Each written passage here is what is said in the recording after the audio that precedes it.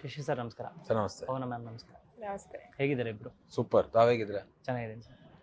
Mehbooba out and out love story ಅಂತ ಹೇಳ್ತಿದ್ರೆ ಹೆಂಗೆ ಅನಿಸ್ತು ಸರ್ ವರ್ಕಿಂಗ್ ಮೆಹಬೂಬಾ ಸಿನಿಮಾದಲ್ಲಿ? ಮೆಹಬೂಬಾ ತುಂಬ ಖುಷಿ ಇದೆ, ತುಂಬ ಚೆನ್ನಾಗಿ ಅನಿಸುತ್ತೆ ಮೆಹಬೂಬಾ ಸಿನಿಮಾ. ಬಿಕಾಸ್ ಇದು ಬರೀ ಲವ್ ಸ್ಟೋರಿ ಮಾತ್ರ ಅಲ್ಲ, ಸಮಾಜಕ್ಕೆ ಒಂದು ಸಂದೇಶ ಕೊಡುವಂಥ ಒಂದು ಸಿನಿಮಾನಾಗಿರೋದ್ರಿಂದ ಇಂಥ ಒಂದು ಒಳ್ಳೆ ಸಿನಿಮಾ ಮಾಡಿರೋ ಖುಷಿ ಡೆಫಿನೆಟಾಗಿ ನನಗಂತೂ ಇದೆ.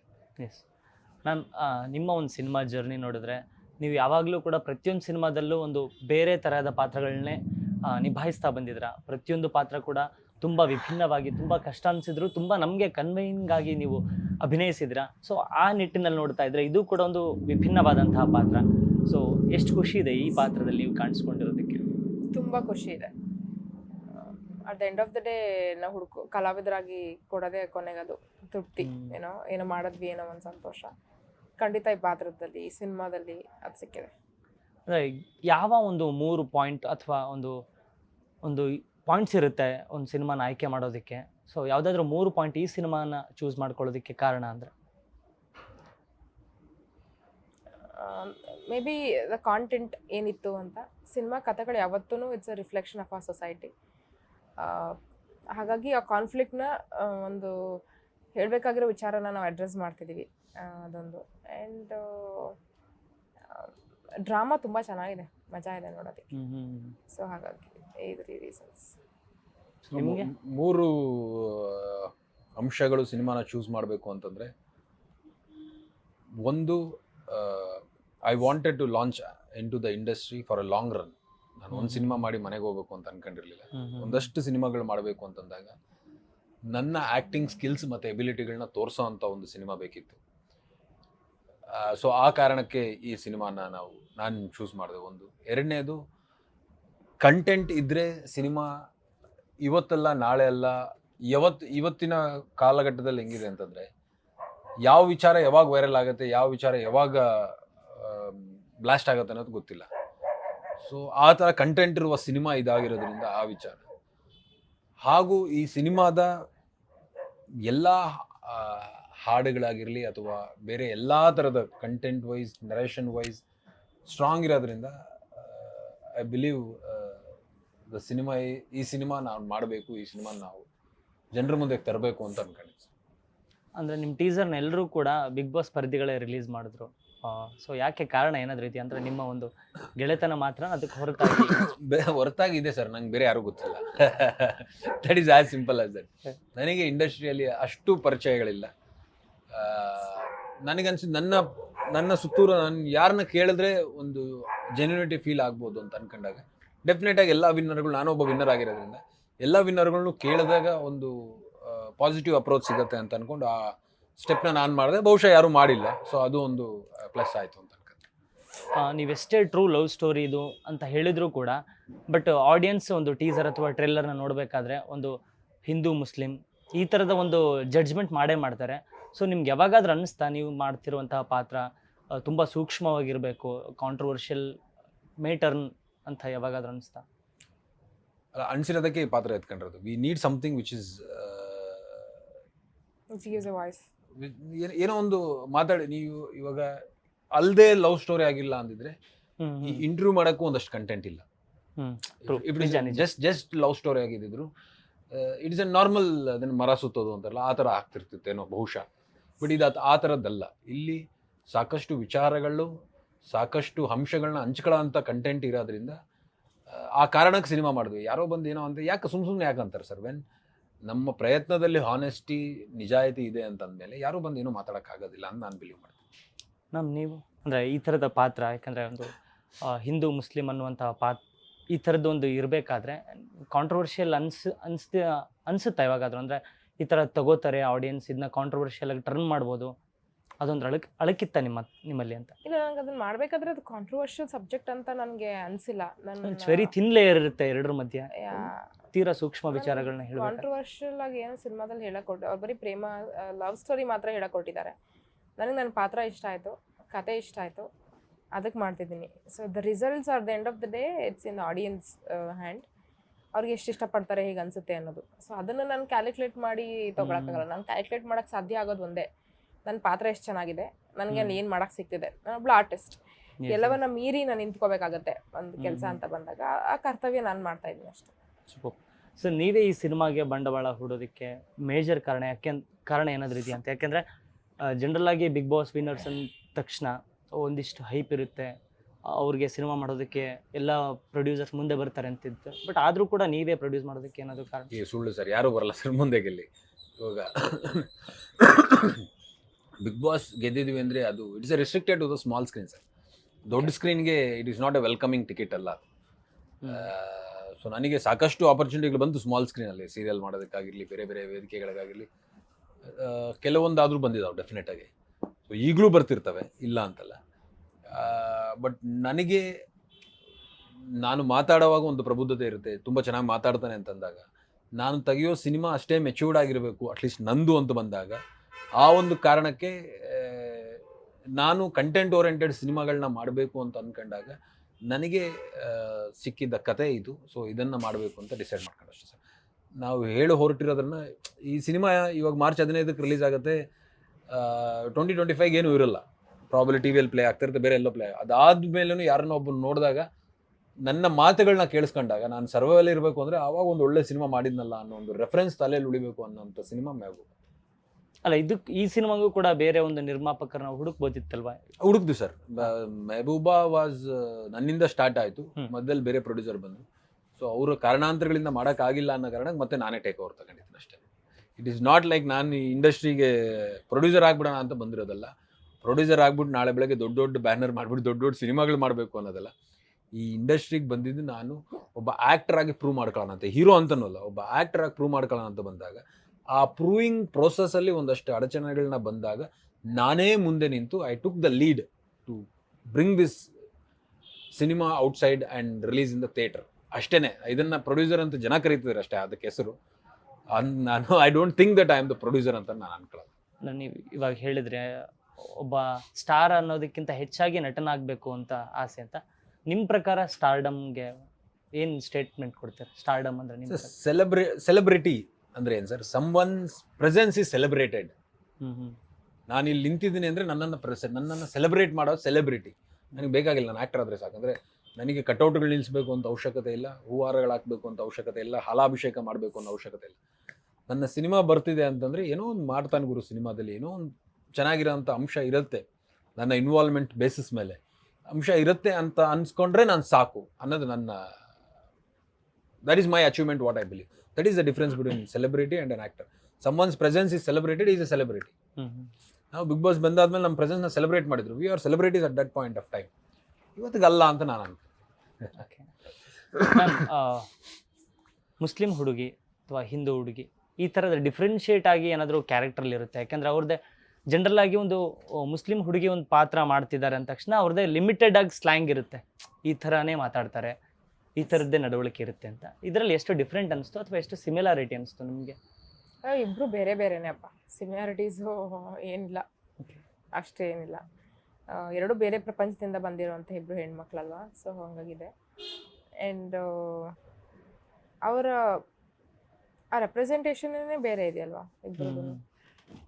ಮತ್ತೇನೇನು ಅಷ್ಟೇ ಅಲ್ಲ ಅಲ್ಲ ಇದೆ ಅಂದ್ರೆ ಕ್ವೆಶ್ಚನ್ ಅಂದರೆ ಸ್ಲ್ಯಾಂಗ್ ಫಾರ್ ಇಲ್ಲ, ಎಕ್ಸಾಂಪಲ್ ಭಾಷೆಯಲ್ಲಿ ನಾವು ತುಂಬಾ ಕಾನ್ಸಂಟ್ರೇಟ್ ಮಾಡಿಲ್ಲ ಅಷ್ಟೊಂದು ಒಳಗೆ ಹೋಗೋದಕ್ಕೆ. ಯಾಕೆಂದ್ರೆ PhD holder cinema general she is educated and we are and see moreover we are catering to more audience here, full ಇಡೀ Karnataka. we can't go to completely Urdu ಅಥವಾ ತುಂಬಾ ಹಿಂದಿ ಆ ಥರ ಹೋಗಿಲ್ಲ ನಾವು. ನಾರ್ಮಲ್ ಕನ್ನಡನೇ ಬಳಸಿದಾಳೆ ಅಂಡ್ ನಾರ್ಮಲ್ ಕನ್ನಡ ಮಾತಾಡ್ತಾರೆ, ಎಲ್ರು ಮಾತಾಡ್ತಾರೆ, ನಿಜ. ಆ ಥರನೇ ನಾರ್ಮಲ್ ಆಗಿ ಜನರಲ್ ಆಗಿ ಸಿನಿಮಾದಲ್ಲಿ ಸೀಮಿತ ಮಾಡಿಬಿಟ್ಟಿರ್ತಾರೆ ಕೆಲವೊಂದು ಮಾಡಿಲ್ಲ. ಅದಕ್ಕೆ ಕೇಳಿದೆ, because we are want to cater to the more audience. General ಆಗಿ ಮಾಡ್ಕೊಂಡು ಆ ಥರ ಮಾಡಿದ್ವಿ, ಟಿಪಿಕಲ್ ಆಗಿ ಹೋಗಿಲ್ಲ. ಬಟ್ ಅಲ್ಲೊಂದು ಇಲ್ಲೊಂದು ಪದಗಳು ಬಂದು ಹೋಗುತ್ತೆ, ಆಡು ಭಾಷೆದಲ್ಲಿ ಮಾತಾಡ್ತಾ ಅವ್ರು ದಿನನಿತ್ಯ ಬಳಸೋ ಪದಗಳು ಬರುತ್ತೆ, ಆ ಥರದ್ದು ಇದೆ. ಬಟ್ ಬೇರೆ ಥರದ್ದು ಏನು ಮಾಡಿಲ್ಲ. But you will see a different girl. ನೀವು ಚೆಕ್ ಮಾಡಿದ್ರೆ ನಾನು ಇವಾಗ ಹಿಂಗಿರೋದಕ್ಕೂ ಅಲ್ಲ ಪಾತ್ರ ಇರೋದಕ್ಕೂ ದೇ ಆರ್ ಕಂಪ್ಲೀಟ್ಲಿ ಡಿಫ್ರೆಂಟ್. ಯಾರೋ ಇಬ್ರು ಬೇರೆ ಬೇರೆ ಅನ್ನೋ ಥರನೇ ಸೃಷ್ಟಿ ಮಾಡಿದ್ದೀವಿ. ಯಾಕೆಂದ್ರೆ ಅವಳು ಬಂದಿರೋ ಪ್ರಪಂಚದಿಂದ ಅವಳು ಹಂಗೆ ಕಾಣಿಸ್ತಾಳೆ, ನಾನು ಬಂದಿರೋ ಪ್ರಪಂಚದಿಂದ ನಾನು ಹಿಂಗೆ ಕಾಣಿಸ್ತೀನಿ. ಸೊ ಅಷ್ಟೇ. ಅಂದ್ರೆ ಚಾಲೆಂಜಿಂಗ್ ಅನಿಸ್ತಾ ನಿಮಗೆ ಆ ರೋಲ್ಗೆ ಗೆಟಿಂಗ್? ನನಗೆ ಅನಿಸ್ತು ತುಂಬಾ ಚಾಲೆಂಜಿಂಗ್ ಅನಿಸ್ತಾ. ನನಗೆ ಒಪ್ಕೊಳ್ಳೋಕೆ ಇನಿಷಿಯಲಿ ಇನಿಷಿಯಲಿ ತಗೊಂಡು ಪರ್ಫಾರ್ಮೆನ್ಸ್ ಶುರು ಮಾಡಿದಾಗ ನಂಗೆ ಒಂದು ಸ್ವಲ್ಪ ಅನ್ಕಂಫರ್ಟಬಲ್ ಆಗಿದ್ದು ನಿಜ.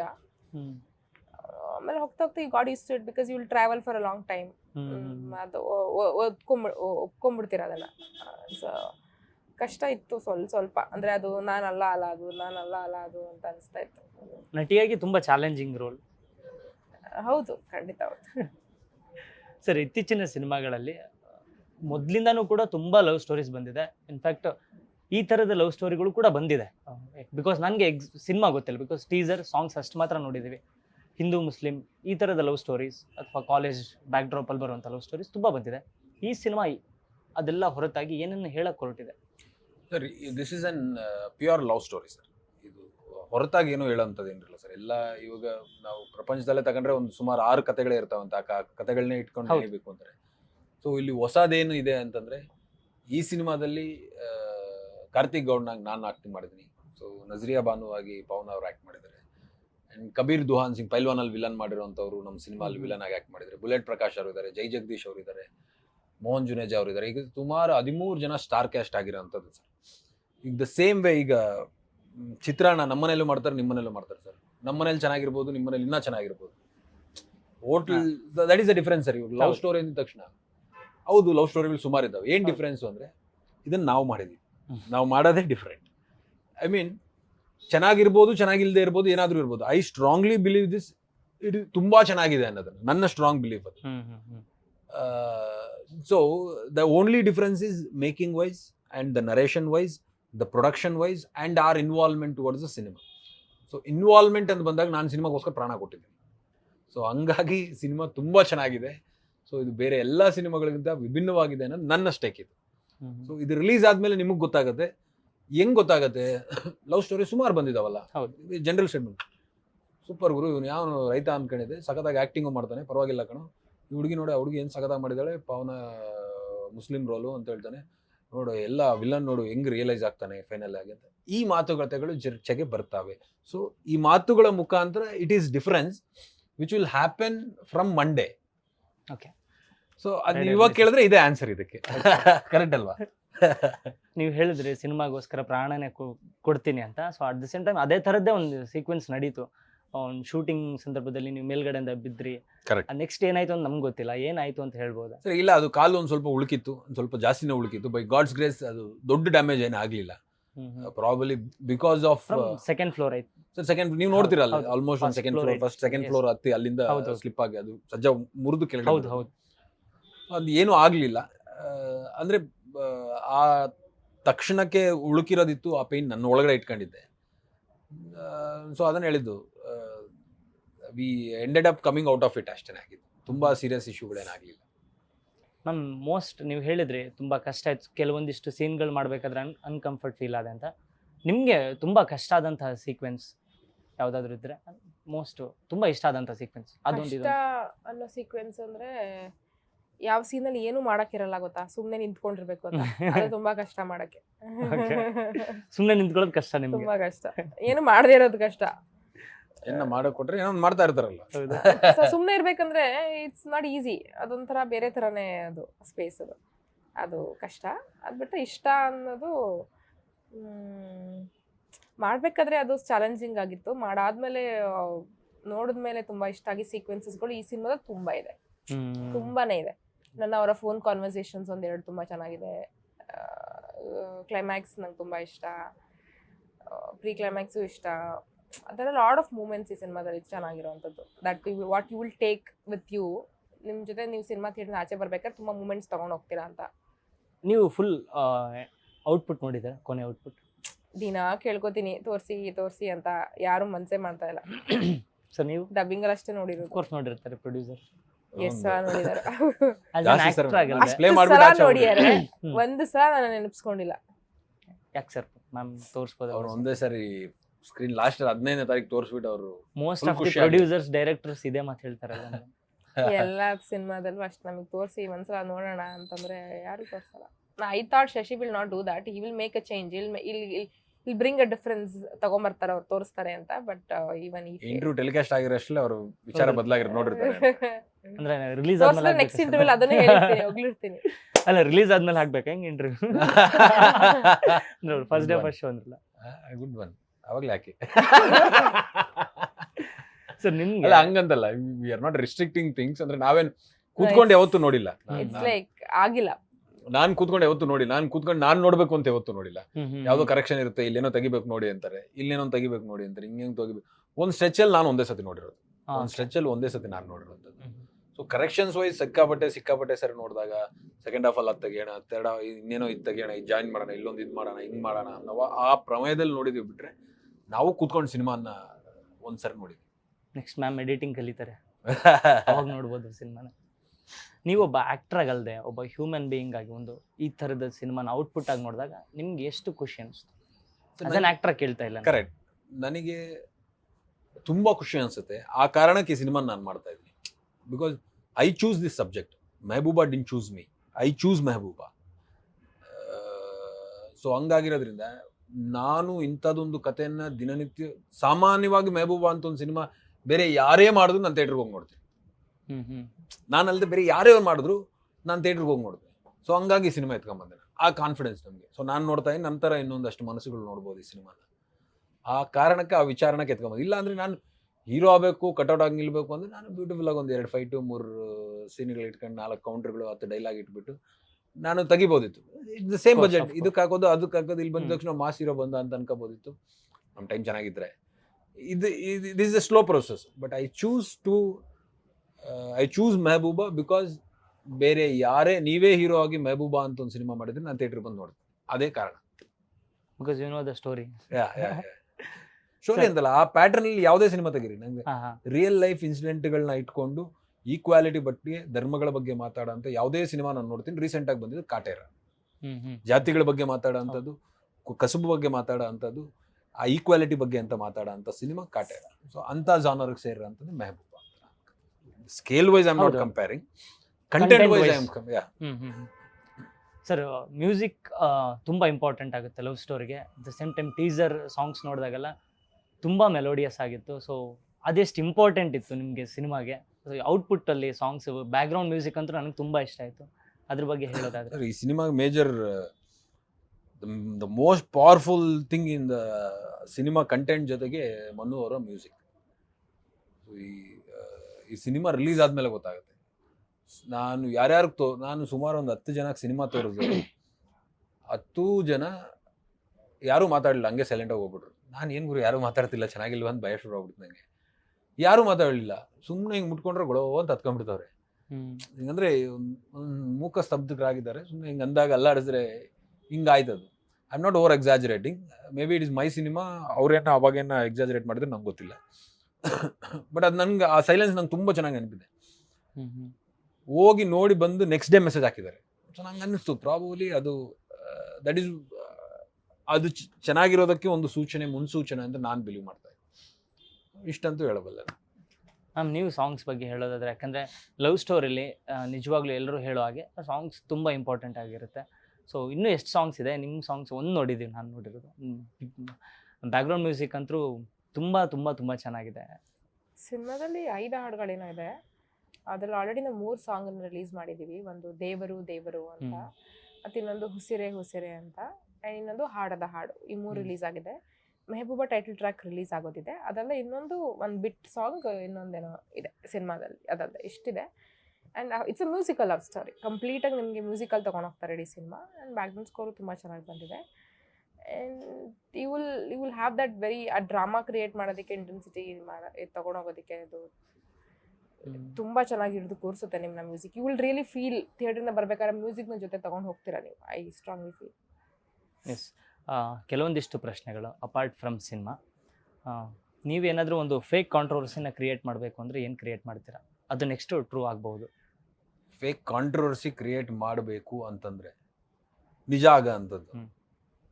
ಶಶಿ ಮೇಲೆ IT ರೈಡ್ ಆಗಿದೆ. 100 ಕೋಟಿ ಸಿಗಾಯ್ತು ಮನೆಯಲ್ಲಿ. Best one. ನೀವು? Best one ever. ನನಗೂ ಅದೇ ಬೇಕು. ಹೇಳ್ಬೇಕು. ಓಕೆ, ಹೇಳಿ. ಇನ್ನೇನು ಹೇಳೋದು? ಇದಕ್ಕಿಂತ ಬೆಸ್ಟ್ ಇನ್ನೇನು ಕೇಳ್ಕೊಬೋದು ಯಾರ್ಯಾದ್ರು? 50 ಕೋಟಿ ಸಿಗಲಿ ಅಂತ ಕೊಡ್ಕೊಳ್ಳಿ. ಸೇಮ್. ಜಾಸ್ತಿ ಹೇಳ್ತಾರೆ, ಅವ್ರು ಯಾಕೆ ಕಮ್ಮಿ? Next. Okay, one actor and actress next ಫ್ಯೂಚರಲ್ಲಿ ವರ್ಕ್ ಮಾಡಲೇಬೇಕು ಅನ್ನೋದಾದ್ರೆ, ಒಬ್ಬರ ಹೆಸರು ಮಾತ್ರ ಹೇಳೋದಾದ್ರೆ ವರ್ಕ್ ಮಾಡ್ಬೇಕು ಅವ್ರ ಜೊತೆ. ಮಾಡಲೇಬೇಕು ಅವ್ರ ಜೊತೆ, ನಾನು ಮಾಡಲೇಬೇಕು, ಡ್ರೀಮ್ ಅನ್ನೋ ಥರ. ಯಾರ ಜೊತೆ ಆದ್ರೂ ಆಕ್ಟ್ ಮಾಡ್ತೀನಿ ನಾನು. ಒಬ್ಬ ಇಂಥವ್ರು ಫಾರ್ ಎಕ್ಸಾಂಪಲ್ ನಿಮ್ಮ ಚೈಲ್ಡ್ಹುಡ್ಡಲ್ಲಿ ಅಪ್ಪು ಸರ ನೋಡಿದಾಗ ಅಥವಾ ರಾಜ್ಕುಮಾರ್ ಅವ್ರು ನೋಡಿದಾಗ, ನನಗೆ ಹಂಗೆ ಸಿಕ್ಕಾಪಟ್ಟೆ ಇಷ್ಟ ಆದಂತ ಆಕ್ಟರ್ ಅಂದ್ರೆ ಯಶ್ ಅವರು. ಅವ್ರ ಜೊತೆ ಆಕ್ಟ್ ಮಾಡೋ ಬಿಟ್ಬಿಡೋಣ, ಫೋಟೋ ಸಿಕ್ಕಿದ್ರೆ ಸಾಕು ಅಂತಿದ್ದೀನಿ ನಾನು ಸದ್ಯದ ಮಟ್ಟಿಗೆ. ಯಶ್ ಅವ್ರ ಜೊತೆ ಫೋಟೋ ನಾನು ಇನ್ನ ಭೇಟಿನೂ ಆಗಿಲ್ಲ ಬ್ರದರ್. ಬಟ್ ಫೋನಲ್ಲಂತೂ ಒಂದ್ಸರಿ ಮಾತಾಡಿದ್ರೆ ಹಿಂಗ್ ನಮ್ಮ ಸಿನಿಮಾ ಬರ್ತಿದೆ ಅನ್ನೋ ವಿಚಾರ ಅವ್ರಿಗೆ ತಲುಪಿಸಿದ್ದಾರೆ ನಮ್ಮ ಸ್ನೇಹಿತರ ಮುಖಾಂತರ, ಬೇರೆ ಮುಖಾಂತರಗಳಿಂದ. ಸೊ ಅವ್ರ ಜೊತೆ ಒಂದು ಸ್ವಲ್ಪ ಸ್ಕ್ರೀನ್ ಸ್ಪೇಸ್ ಮಾಡ್ಕೊಂಡ್ರೆ I mean that's a very big dream. ಅವ್ರನ್ನ ಭೇಟಿ ಆಗೋದು ನನಗೊಂದು ಇಟ್ಸ್ ಎನ್ ಹ್ಯಾಪಿ ಮೂಮೆಂಟ್ ಅಂತ ನಾನು. ಆಕ್ಟ್ರೆಸ್ ಅಂತ ನನಗೆ ಯಾರಾದ್ರೂ ಚೆನ್ನಾಗಿರೋ ಹೀರೋಯಿನ್ ಯಾರಾದ್ರೂ ಓಕೆ ಬ್ರದರ್ ಆಕ್ಟ್ ಮಾಡೋದಕ್ಕೆ. ನಿಮಗೆ ಅಲ್ಲ ಕೊಡೋದು ಕೊಡ್ತೀರಾ, ಒಬ್ಬೊಬ್ಬರನ್ನೇ ಏನಕ್ಕೆ ಕೊಡ್ತೀರಾ? ಅದು ಅದರಲ್ಲೂ ಕಂಜೂಸ್ತಾರನ. ನಂಗೆ ಅಷ್ಟೇ ಎಲ್ಲರ ಜೊತೆನೂ ಆಕ್ಟ್ ಮಾಡ್ಬೇಕಂತ ಆಸೆ ಇದೆ. ಸೊ ಸಾರಿ, ಡಿಫೆಂಡಿಂಗ್ ಆಗಿ ಕಾಂಟ್ ಟೇಕ್ ಒನ್ ನೇಮ್, ಒಂದ್ ಹೆಸರು. ಹೆಂಗ್ ಪಾಸಿಬಲ್ ಶಶಿ ಒಂದ್ ಹೆಸರು ತಗೊಳಕ್ಕೆ? ಈಗ ಅವ್ರು ಹೇಳಿದ್ರಲ್ಲ, ಅಂದ್ರೆ ಇಟ್ ಡಸಂಟ್ ಮೀನ್ ನನಗೆ ನಾವು ಬೇರೆಯವ್ರ ಜೊತೆ ವರ್ಕ್ ಮಾಡಲ್ಲ ಅಂತಲ್ಲ, ಬಟ್ ಡ್ರೀಮ್ ಇರುತ್ತೆ ಅಲ್ವಾ ಚಿಕ್ಕ ಡ್ರೀಮ್ ಬಗ್ಗೆ ಮಾತಾಡ್ತಾರೆ. ನಾನು ಹೇಳ ಇದಕ್ಕೆ ಯಾರ ಜೊತೆ ಆಕ್ಟ್ ಮಾಡೋ ಡ್ರೀಮೇ ಇಲ್ವಾ ನಿಮ್ಗೆ? ಎಲ್ಲರ ಜೊತೆ ಇದೆ ಅಂತಾನೆ ಹೇಳ್ತಿರೋದು ನಾನು. ಒಬ್ಬರನ್ನ ಪಿಕ್ ಮಾಡಿ. I want to act with everybody. Yeah come on, they are different. ಎಲ್ಲರೂ ಬೇರೆನೆ, ಎಲ್ಲರೂ ಭಿನ್ನ, ಎಲ್ಲರ ಆಯ್ಕೆಗಳು ಬೇರೆ ಇದೆ. ಎಲ್ಲರೂ ಮಾಡ್ತಾರ. ಸಿ ಯಶ್ ಸರ್ ಮಾಡ್ತಿರೋ ಸಿನಿಮಾಗಳು ಬೇರೆ, ಜಾನರ್ಸ್ ಪಿಕ್ ಮಾಡ್ತಿರೋದು ಬೇರೆ. ದರ್ಶನ್ ಸರ್ ಮಾಡ್ತಿರೋ ಜಾನರ್ಸ್ಗಳು ಬೇರೆ, ಶಿವಣ್ಣ ಸರ್ ಮಾಡೋ ಆಕ್ಟರ್ಸ್ಗಳು ಜಾನರ್ಸ್ಗಳು ಬೇರೆ, ದುನಿಯಾ ವಿಜಯ್ ಅವ್ರು ಮಾಡೋ ಜಾನರ್ ಬೇರೆ. It's all different. It's not that ಎಲ್ಲ ಒಂದೇ ತರ ಮಾಡ್ತಿಲ್ಲ. ಒಬ್ರು ಮಾಸ್, ಒಬ್ರು ಕ್ಲಾಸ್, ಒಬ್ರು ರಾಮ್ ಕಾಮ್, ಒಬ್ರು ಥ್ರಿಲ್ಲರ್, ಆ ಥರ ಎಲ್ಲ ಏನೋ ಡಿಫ್ರೆಂಟ್ ಆಗಿ ಮಾಡ್ತಿದ್ದಾರೆ. So I want to be a part of every journey. ನಂಗೆ ಇಷ್ಟ. 4 ಹೆಸರಿಂದ ಕನ್ನಡ ಸಿನಿಮಾ ರಂಗದ ಜರ್ನಿನ ಇಲ್ಲಿವರೆಗೂ ಹೇಳೋದಾದ್ರೆ 4 ನೇಮ್ಸ್. ಜರ್ನಿ, ಕನ್ನಡ ಸಿನಿಮಾ ರಂಗದ ಜರ್ನಿ. ಮ್ಯಾಮ್ ಹೇಳಿ, ಫಸ್ಟ್ ನೀವು ಹೇಳಿ. ಇಲ್ಲ ಮ್ಯಾಮ್ ನೀವು ಹೇಳಿ. ಸಪೋರ್ಟ್ ಮಾಡ್ಬಿಟ್ರು. ಸಪೋರ್ಟ್ ಅಲ್ಲ, ನಾನು ಎಷ್ಟು ಪ್ರಾಂಪ್ಟ್ ಆಗಿ ಗುಡ್ ಬಾಯ್ ತರ ಆನ್ಸರ್ಗಳು ಹೇಳ್ತಾ ಇದ್ದೆ ಆಗಿಂದ. Doctor Rajkumar sir. ನಾನು ಆಕ್ಚುಲಿ ಏನು ಗೊತ್ತಾ, ನಮ್ಮ ಚಿಕ್ಕ ವಯಸ್ಸಲ್ಲಿ ನಮ್ಗೆ ಸಿನಿಮಾಗಳು ತೋರಿಸಿಲ್ಲ ನಮ್ಮ ಮನೆಯಲ್ಲಿ. ನಾನು ಸಿನಿಮಾ ನೋಡಕ್ ಶುರು ಮಾಡಿದ್ದೆ ಮುಂಗಾರು ಮಳೆಯಿಂದ. ಸೊ ಇದಿಷ್ಟು ಏನು ಹೇಳಿದ್ರೆ ಕಟ್ ಮಾಡ್ತೀವಿ. ರಾಜ್ಕುಮಾರ್ ಸರ್, ಶಂಕರ್ ನಾಗ್ ಸರ್, ಮುಂಗಾರು ಮಳೆ ಭಟ್ರು, and of course KGF, which changed the ಎಲ್ಲ, which break ಎಲ್ಲವನ್ನು ಬ್ರೇಕ್ ಮಾಡ್ಕೊಂಡು ಬಂದವರು ನಮ್ಮ ಇಡೀ ಕರ್ನಾಟಕನ, ಕನ್ನಡ ಇಂಡಸ್ಟ್ರಿನ to the next. There are many, but ನನಗೆ ಇವನ್ ಫಾರ್ ಸಮ್ವನ್ ನಮ್ಮ ಮನೇಲಿ ನಂಗೆ ಸಿನಿಮಾ ತೋರ್ಸೋ ಕಲ್ಚರೇ ಇಲ್ಲ. ನಾವು ಸಿನಿಮಾ ನೋಡೋ ಕಲ್ಚರ್ ಇಲ್ಲ ನಮ್ಮ ಮನೇಲಿ. ನೋಡಲ್ಲ ನಾವು ಇವತ್ತಿಗೂ. ನಮ್ಮ ಪೇರೆಂಟ್ಸ್ ಹೋಗಲ್ಲ ನೋಡೋಲ್ಲ ಥಿಯೇಟರ್ಗೆ. ಅಂಥವ್ರಿಗೂ ಈ ತರ ಇವ್ರು ರೀಚ್ ಮಾಡಿ ಸಿನಿಮಾನ ಕರ್ಕೊಂಡು ಹೋಗಿದ್ದಾರೆ, ಜರ್ನಿ ಆಗಿದೆ ಅನ್ನೋದನ್ನ ತೋರಿಸ್ಕೊಟ್ಟಿದ್ದಾರೆ. Agree, totally agree ma'am. Okay sir, ನಿಮಗೂ ಕೂಡ ಸೇಮ್ ಕ್ವೆಶ್ಚನ್. ನನ್ನ ಪರ್ಸ್ಪೆಕ್ಟಿವ್ ಕನ್ನಡ ಫಿಲಮ್ ಇಂಡಸ್ಟ್ರಿ ನನಗೆ ಡಿಫೈನ್ ಮಾಡೋದು ನನ್ನ ಆಸ್ ಮೀ ಡಾಕ್ಟರ್ ರಾಜ್ಕುಮಾರ್ ಅವರು. ಬಿಕಾಸ್ ನಾವು ಎಲ್ಲರೂ ಪ್ರಪಂಚಕ್ಕೆ ಗೊತ್ತಿರೋಂಥ ವಿಚಾರ. ಸೊ ಎರಡನೇದು ನಾನ್ ತಗೊಳ್ಳೋದು ಶಂಕರ್ ನಾಗ್ ಅವ್ರದ್ದು. ಬಿಕಾಸ್ ಆಫ್ ಮಾಲ್ಗುಡಿ ಡೇಸ್ ಈ ಡೈರೆಕ್ಷನ್, ಇದನ್ನ ನನ್ನ ನಾಲೆಜ್ ಇಸ್ ವೆರಿ ಲಿಮಿಟ್ ಇಲ್ಲ ಎಕ್ಸೆಪ್ಟ್. ಆ್ಯಂಡ್ ನಾ ಇಲ್ಲಿಗೆ ಬರ್ತಾ ಅಪ್ಪು ಸರ್ ತಗೊಂತೀನಿ ನಾನು. ಬಿಕಾಸ್ ಅವರು ಒಬ್ಬರು ಅಲ್ಲಿ ನಿಂತಾಗ ಅವರ ಚರಿಷ್ಮಾ ಅಥವಾ ಅವರ ಎಲ್ಲಿವರೆಗೂ ನಿಂತ್ಕಂತ ಒಂದು ಇಡೀ ಪ್ರಪಂಚ ಗೊತ್ತಿರೋ ಅಂತ ಅವರ. ಸೊ ಅದನ್ನು ತಗೊಂತೀನಿ. 4ನೇದು ನನ್ನ ಸ್ವಾರ್ಥಕ್ಕೆ ನಾನು ಮೆಹಬೂಬಾ ತಗೊಂತೀನಿ. ಯಾಕೆ ಅಂತಂದ್ರೆ ನನ್ನ ಜರ್ನಿ ಇಲ್ಲಿಂದ ಶುರು ಆಗೋ ಕಾರಣಕ್ಕೆ for me it is equally important ಈ ಸಿನಿಮಾ ಅನ್ನೋದು ನನ್ನ ಅನಿಸಿಕೆ. ಮ್ಯಾಮ್, ಒಂದು ಸ್ಟೇಟ್ಮೆಂಟ್ ಹೇಳ್ತೀನಿ, ಅದನ್ನು ನೀವು ರಿವರ್ಸಲ್ಲಿ ಹೇಳಬೇಕು. Simple. Mehbooba movie 15th March ಥಿಯೇಟ್ರಲ್ಲಿ ರಿಲೀಸ್ ಆಗ್ತಿದೆ. ಮೆಹಬೂಬಾ ಮೂವಿ 15th ಮಾರ್ಚ್ ಥಿಯೇಟರ್ನಲ್ಲಿ ರಿಲೀಸ್ ಆಗ್ತಿದೆ. ಥಿಯೇಟರ್ನಲ್ಲಿ 15th March Mehbooba cinema. Correct sir. ನೀವು ಸಾರಿ, ಇದು ಮ್ಯಾಮ್ಗೆ ಇನ್ನೊಂದು. ನಾನು ಮುಸ್ಲಿಂ ಹುಡುಗಿ ಪಾತ್ರನ ಮಾಡಿದ್ದೀನಿ. ನಾನು ಮಾಡಿದ್ದೀನಿ ಪಾತ್ರನ. ಹುಡುಗಿ ಮುಸ್ಲಿಂ ನಾನು. Yes, okay. ಪಾವನ ಅವರು ತುಂಬಾ ಒಳ್ಳೆ ನಟಿ, ಒಳ್ಳೆ ಅವರು ಪಾವನ. ಅವರು ಪಾವನ ಅಲ್ಲ, ತುಂಬಾ ಕರೆಕ್ಟ್ ತುಂಬಾ ಅದು ಗೊತ್ತು ಅವರು ಎಲ್ರಿಗೂ ಗೊತ್ತದು. Okay, finally 15th March cinema release ಆಗ್ತಿದೆ. ಯಾವ ವರ್ಗದ ಆಡಿಯನ್ಸ್ ಸಿನಿಮಾನ ನೋಡಬೇಕು, ಯಾಕೆ ನೋಡಬೇಕು, ಏನೆಲ್ಲ ಟೇಕ್ ಅವೇ ಇದೆ ಅಂತ ಹೇಳೋದಾದ್ರೆ ಆಡಿಯನ್ಸ್ಗೆ? ಸರ್, ಎಲ್ಲಾ ವರ್ಗದ ಆಡಿಯನ್ಸ್ ಮೆಹಬೂಬಾ ಸಿನಿಮಾನ ನೋಡಬೇಕು. ಯಾಕೆ ನೋಡಬೇಕು ಅಂತಂದ್ರೆ, ಮೆಹಬೂಬಾ ಅನ್ನೋ ಒಂದು ಸಿನಿಮಾ 3 ವರ್ಷಗಳ ಜರ್ನಿಯಲ್ಲಿ ನನ್ನನ್ನು ಬದಲಾಯಿಸಿದೆ. ಈ ಸಿನಿಮಾ ಅಂದ್ರೆ ನನ್ನ ವಿಚಾರಗಳನ್ನ ಬದಲಾಯಿಸಿದೆ, ನನ್ನ ಸೋಷಿಯಲ್ ರೆಸ್ಪಾನ್ಸಿಬಿಲಿಟಿಗಳನ್ನ ಬದಲಾಯಿಸಿದೆ, ನಾನು ಮಾಡೋ ಮಾತುಗಳನ್ನ ಮಾಡೋ ಕೆಲಸಗಳನ್ನ, ನನ್ನನ್ನೇ ಈ ಸಿನಿಮಾ ಸಾಕಷ್ಟು ಇನ್ಸ್ಪೈರ್ ಮಾಡಿದೆ. ಸೊ ಡೆಫಿನೆಟ್ ಆಗಿ ಈ ಸಿನಿಮಾ ಜನ ತಾವುಗಳು ನೋಡಿದ್ರೆ ನಿಮ್ಮನ್ನು ಒಂದಷ್ಟು ಇನ್ಸ್ಪೈರ್ ಮಾಡುತ್ತೆ, ಒಂದು ಕಥೆಯನ್ನು ಹೇಳುತ್ತೆ, ಎಂಟರ್ಟೈನ್ಮೆಂಟ್ ಕೊಡುತ್ತೆ. ಎಸ್, ಐ ನೋ ದಟ್ ಒಂದು cinema is just an entertainment from an audience view point. But ನಮ್ಮ ವ್ಯೂ ಪಾಯಿಂಟಲ್ಲಿ ತುಂಬ ದೊಡ್ಡ ಜರ್ನಿ ಇರುತ್ತೆ. ವಿ ಸ್ಪೆಂಡ್ ಒಬ್ಬ ಆವ್ರೇಜ್ ಆಡಿಯನ್ಸ್ ನೋಡೋದಕ್ಕಿಂತ ನಾವು ಸಾಕಷ್ಟು ಟೈಮ್ನ ಸ್ಪೆಂಡ್ ಮಾಡಿರ್ತೀವಿ ಒಂದು ಸಿನಿಮಾ ಮೇಲೆ. ಬಟ್ ನಿಮ್ಗಳಿಗೆ ಅಂತಂದಾಗ ಒಂದು ಒಳ್ಳೆ ಸಿನಿಮಾ ನೋಡಬೇಕು ರಿಲ್ಯಾಕ್ಸ್ ಆಗೋಕ್ಕೆ ಅಂತ ಅನ್ಕೊಂಡಾಗ ಮೆಹಬೂಬಾ ಸಿನಿಮಾ ಒಂದು ಆಪ್ಷನ್ ಅಂತ ಹೇಳ್ತೀವಿ. Yes, super ma'am. ಏನು ಹೇಳ್ತೀರಾ ಆಡಿಯನ್ಸ್ಗೆ? ರಿಲೀಸ್ ಆಗ್ತದೆ, ನಾವು ಪ್ರೀತಿ ಹಂಚೋದಕ್ಕೆ ಬರ್ತಾ ಇದೀವಿ. ಬನ್ನಿ ಎಲ್ಲ ಒಟ್ಟಿಗೆ ಕೂತು ಸಿನಿಮಾ ನೋಡೋಣ. Let's celebrate love together. Thank you ma'am, thank you so much. Thank you. All the very best ಇಬ್ರಿಗೂ.